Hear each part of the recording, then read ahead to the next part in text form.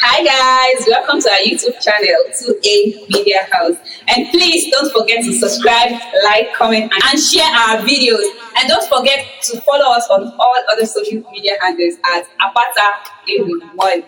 ROC. Love you all.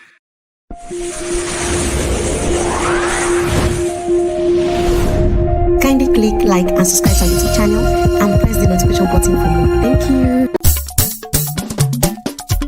Ọlá nírètí o, mo dúpẹ́ ọlá, ó kú ọdún òní, wá aṣọ ọ̀pọ̀ ọdún. Ọlá nírètí o, mo dúpẹ́ ọlá, ó kú ọdún òní, wá aṣọ ọ̀pọ̀ ọdún. Àpáta dé o, lónìí ọjọ́ ìbí Arẹwà lóbìnrin olóríire ọmọ.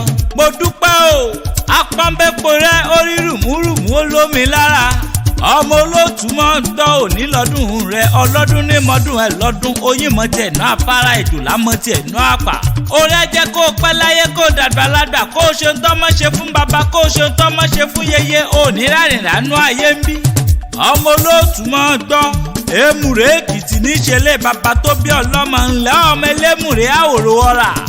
Elémùrè ìjà parí iṣu èjẹ̀mú lọ́lọ́ òdí ẹ̀. Débí àárín iṣu ní kámúkẹ́ EMURE èmi àjẹ EMURE ìlú ẹ̀wà àìṣe wà EMURE. Oṣù ọdún èyí wàá ṣe mí sí lágbára lọ́wọ́ Ọlọ́run ọba èèyàn tó bá ní kó o mọ̀ sàmọ́dún ẹ̀yà kàlà ní òun àsìkò wọn. Òrékè lẹ́wà Arẹwà lóbìnrin.